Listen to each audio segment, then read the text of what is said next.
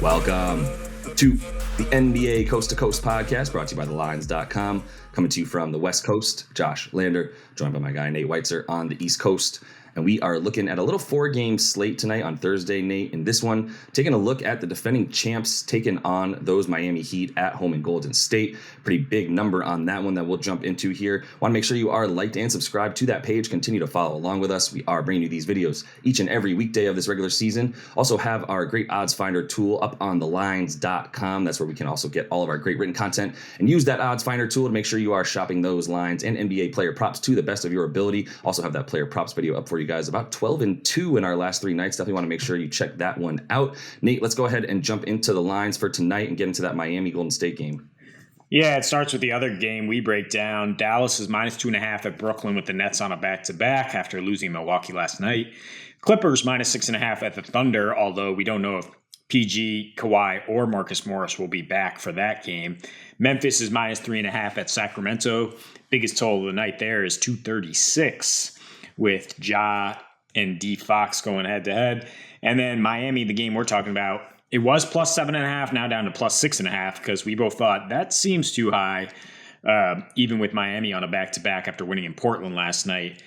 Totals at 227, fluctuated a little bit, but the main thing here is the Warriors have such a bad defense right now that I don't see how you feel good about the over or under. Honestly, I can't take the under because the Warriors defense is below average. Can't take the over because Miami doesn't usually play that way. But I can take the Heat to cover this spread. And I think the way you do attack that is by taking the Heat over 109.5, their team total. The Warriors have a 115 defensive rating. So if we have 100 possessions in this game, it stands to figure Miami's going over that. The short rest is less of a concern because they just straight up handled business in Portland, and no starter played over 29 minutes there. They were sort of peeking ahead to this one. And it was really efficient bully ball from the Heat. It's what you'd like to see if you're a Heat fan. They were real slow in their first 2 games of the season, then beat Toronto, lost to Toronto, and then shut down a Warriors team, a Blazers team that was 4-0. Damian Lillard got hurt, but they had 52 paint points. They had 15 offensive rebounds, shot 50%, 34 assists on 44 made field goals with 6 guys in double figures. That's Miami Heat basketball, right? And it's the points off turnovers that really pique your ears up if you're looking at them handling business against the Warriors, because their turnover rate, again, 3rd highest in the league, right? That's their bane. The Heat have also done a really good job on Steph. I don't know how much that is Steph missing shots, but I mean, or how much of it is Spo drawing up a great way to defend him. But in his last 4 home games, under 19 points per game, shooting 31% of the field and 27% from 3. Jordan Poole has gone off against this Heat defense recently, but his defensive rating is atrocious, which I'm sure you're going to get into here.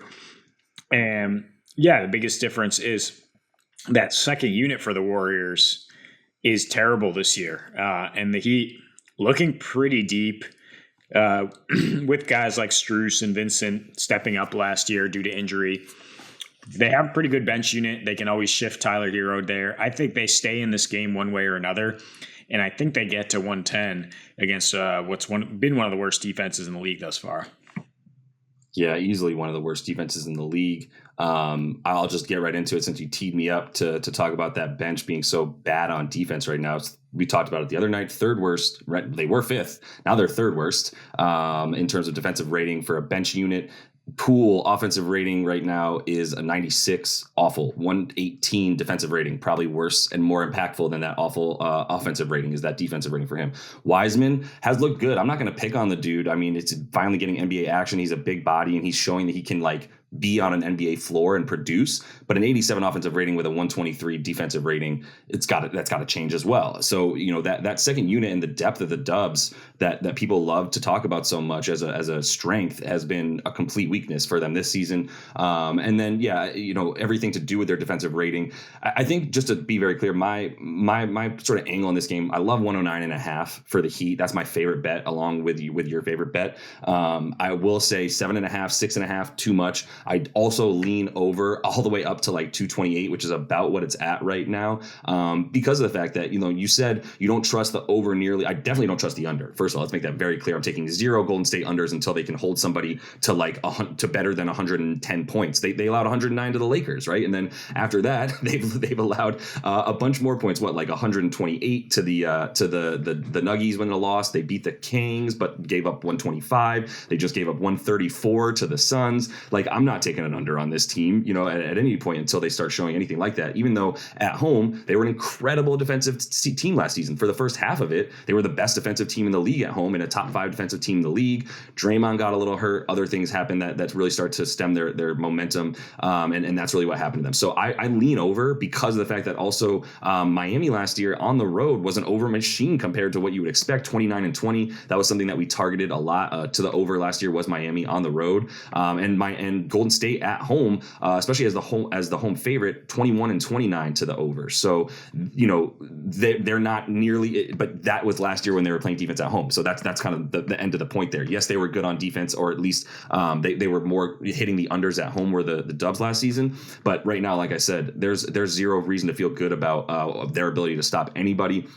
Miami, as you said, is completely rested, and a team that, they give up some turnovers, which is how the Dubs score. I think there's something to be said for that. Right now, the Dubs are getting all their points off fast break, or at least off of, turnovers, really. Even if it's not considered a fast break, a lot of it is helter-skelter, people, other teams losing the shooters, and then that's how they're scoring, because their efficiency on offense is way higher in transition right now than it is in the half court, which is like a bottom 10 half court off. I swear to you, like a bottom 12 half court offense right now, according to advanced stats, is the Golden State Warriors. Whereas, when they're in transition, which is different than a fast break, to be clear, fast break is like you have a clear advantage on offense against one or two defenders that are able to get back, and you have 2 or 3 offensive guys going forward, right? That's a fast break. The transition is just, we got a rebound, everybody's on their way back to the defensive side of the court for the other team, and they're losing guys in transition. And that's the only way that they've been able to score, because you have Steph Curry, you have Jordan Poole, and you have Klay Thompson. But if that's going to be what you depend on, especially with such a porous defense,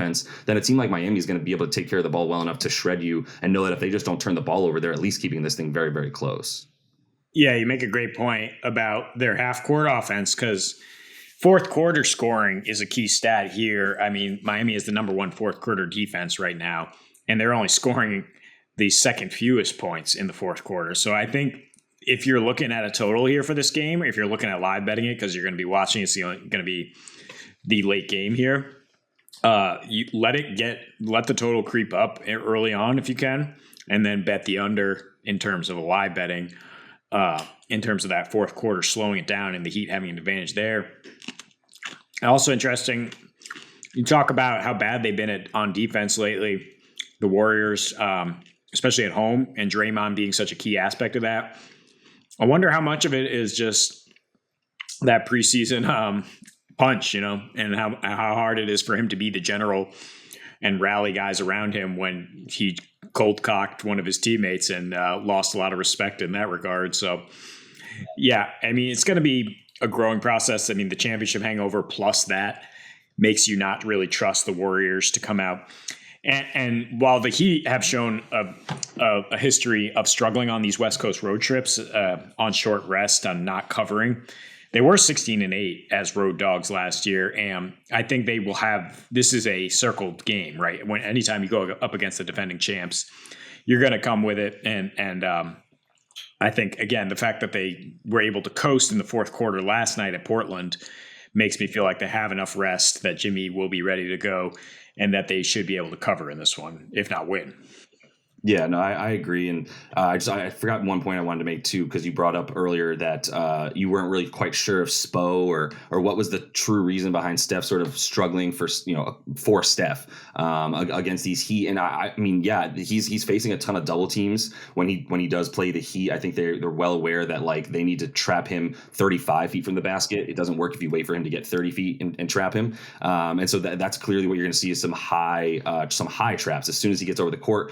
The halfway court half court line, excuse me, Jesus Christ. But like the idea that once he does that, he's not going to be able to get bailed out by guys like by Clay right now, who is just abysmal from deep. Got kicked out of that Phoenix game, and it's just 30. What is he? 28% from deep so far. 34% from the field overall is Clay. He's had a history of starting slowly, but if you're playing a good defensive team like the Heat, who are ready with a very clear game plan for Steph, then yeah, I'm not feeling nearly as good about the Warriors' ability to win this game by 7 or 8 points. That just seems way too high right now. So that is all the time we have for you guys in this one. Definitely want to make sure to like and subscribe to that page. Continue to follow along with us. We're bringing you these videos each and every weekday of this regular season, including that player props, staying super hot. So make sure you check that one out. And until we see you next, happy betting.